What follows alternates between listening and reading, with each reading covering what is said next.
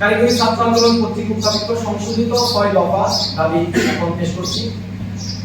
আমাদের প্রথম দফা হচ্ছে জুনিয়র ইন্সপেক্টর পদে ক্রাফট ইন্সপেক্টরদের অবৈধ পদোন্নতির রায় হাইকোর্ট কর্তৃক বাতিল করতে হবে।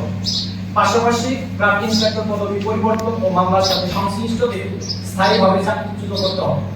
2021 সালের রাতের আধারে নিয়োগপ্রাপ্ত ক্রাফট ইন্সপেক্টরদের নিয়োগ সম্পূর্ণভাবে বাতিল এবং সেই বিতর্কিত নিয়োগ বিধি অবিলম্বে সংশোধন করতে হবে। আমাদের 2 নম্বর ডিপ্লোমা ইন ইঞ্জিনিয়ারিং কোর্সে যে কোনো বয়সে ভর্তির সুযোগ বাতিল সহ উন্নত বিশ্বের আদলে 4 বছর মেয়াদী মানসম্পন্ন কারিকুলাম নিশ্চিত করে একাডেমিক কার্যক্রম পরবর্তী প্রবিধান থেকে পর্যায়ক্রমিকভাবে সম্পূর্ণ ইংরেজি মাধ্যম চালু করতে হবে। আমাদের 3 নম্বর উপসহকারী প্রকৌশলী ও দশম গ্রেড উপসহকারী প্রকৌশলী ও সমমান দশম গ্রেড এর পদ 4 বছর মেয়াদী ডিপ্লোমা ইন ইঞ্জিনিয়ারিং ও মনোটেকনোলজি সার্ভেইং হতে পাশকৃত শিক্ষার্থীদের জন্য সংরক্ষিত থাকা সত্ত্বেও যেসব সরকারি রাষ্ট্রায়ত্ত স্বায়ত্তশাসিত স্বশাসিত প্রতিষ্ঠানে ডিপ্লোমা প্রকৌশলীদের নিম্নস্থ পদে নিয়োগ দেওয়া হচ্ছে তাদের বিরুদ্ধে আইনি ব্যবস্থা গ্রহণ করতে হবে। আমাদের 4 নম্বর কারিগরি সেক্টর পরিচালনায় পরিচালক, সহকারী পরিচালক, বোর্ড চেয়ারম্যান, উপসচিব, পরীক্ষা নিয়ন্ত্রক ও অধ্যক্ষ সহ সংশ্লিষ্ট সকল পদে কারিগরি শিক্ষা বহির্ভূত জনবল নিয়োগ নিষিদ্ধ করতে হবে এবং তা আইনানুগভাবে নিশ্চিত করতে হবে। এই পদগুলোতে অনতিবিলম্বে কারিগরি শিক্ষায় শিক্ষিত জনবল নিয়োগ এবং সকল শূন্য পদে দক্ষ শিক্ষক ও ল্যাব সহকারী নিয়োগের বিজ্ঞপ্তি প্রকাশ করতে হবে।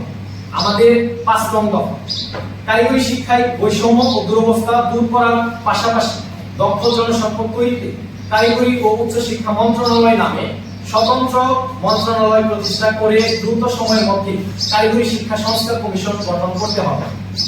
আমাদের 6 নম্বর দফা এবং সর্বশেষ দফা পলিটেকনিক ও মনোটেকনিক ইনস্টিটিউট হতে পাশকৃত শিক্ষার্থীদের উচ্চ শিক্ষার সুযোগের লক্ষ্যে একটি উন্নত মানের টেকনিক্যাল বিশ্ববিদ্যালয় প্রতিষ্ঠা করতে হবে।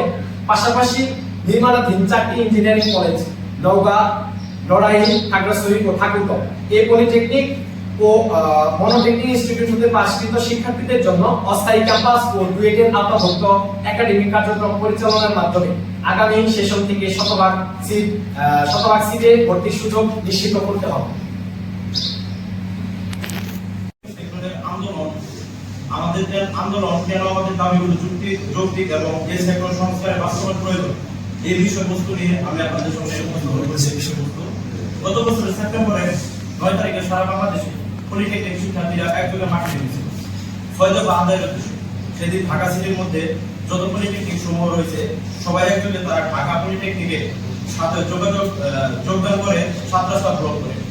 দীর্ঘ সময় সরবরাহের পর তৎকালীন সচিব ডক্টর ফরিদুদ্দিন স্যার ও মহাপরিচালক মোহাম্মদ আজিজ তাহের স্যার শিক্ষার্থীদের মাঝে উপস্থিত হন এবং সেখানে প্রতিশ্রুতি দেন যে 6 দফা দাবি বাস্তবায়িত হবে। 6 দফা পূরণ করার প্রতিশ্রুতি দিয়ে শিক্ষার্থীদের আশ্বস্ত করে বলেন যে তোমাদের 6 দফা দাবি যৌক্তিক দাবি, সকল দাবি এখানে যৌক্তিক, তোমাদের 6 দফা দাবি বাস্তবায়িত হবে।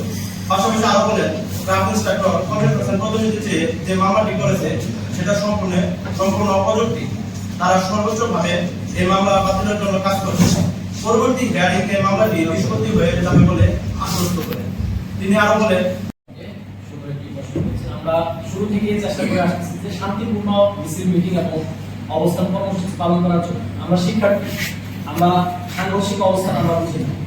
আমরা লেখাপড়ায় অবস্থা, আমরা শিক্ষার্থী, সাধারণ শিক্ষার্থী, আমরা শান্তিপূর্ণ অবস্থান সবসময় বিশ্বাস করি এবং এই শান্তি শৃঙ্খলা বজায় রেখে আমাদের আন্দোলনকে সামনে ব্যবহার করতে আমরা যে কোনো অবস্থানে যেতে আমরা প্রস্তুত আছি এবং আমাদের কেন্দ্রীয় নির্দেশনা অনুযায়ী আমরা সামনের দিকে ইনশাআল্লাহ অবস্থান কর্মসূচিগুলো পালন করব এবং আমরা মাঠে ততক্ষণ পর্যন্ত থাকবো যতক্ষণ পর্যন্ত আমাদের এই যৌক্তিক দাবিগুলো আদায় না হচ্ছে, আমরা যতক্ষণ পর্যন্ত হাতে না পাচ্ছি।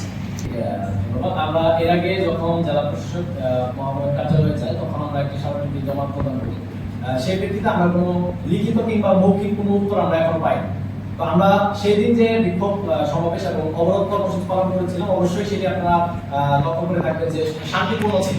আমরা গাড়িগুলোকে যথেষ্ট সুন্দরভাবে যাতায়াতের ব্যবস্থা করে দিয়েছিলাম এবং অ্যাম্বুলেন্স গুলোকে যে রোজা ছিল আপনাদের সেই মুহূর্তে আমরা অবশ্যই শান্তিপূর্ণ মিছিল মিটিং বজায় রাখার জন্য চেষ্টা করেছি। আমরা কোনো জেলা প্রশাসক মহোদয়ের কাছ থেকে আমরা কোনো উত্তর পাইনি।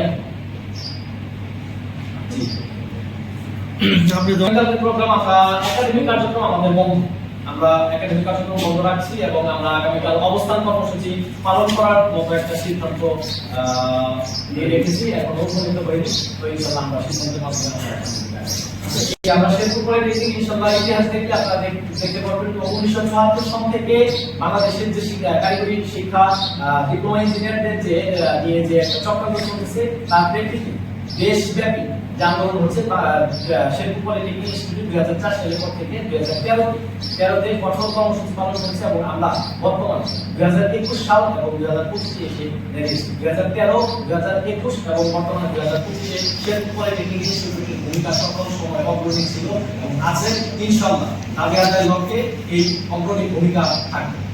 আমাদের 18 মার্চ থেকে 18 মার্চ রাত আনুমানিক 12টা থেকে আমাদের আন্দোলনের উৎপত্তি শুরু হয়েছে।